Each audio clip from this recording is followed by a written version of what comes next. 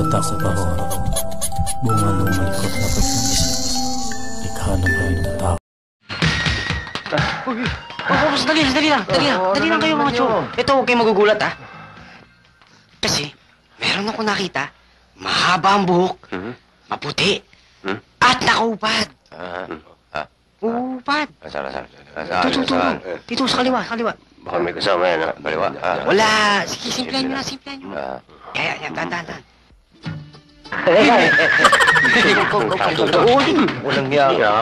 Oo. Maulol! Hi. Eto na naman. So makinig ang lahat, ako'y pakipakinggan.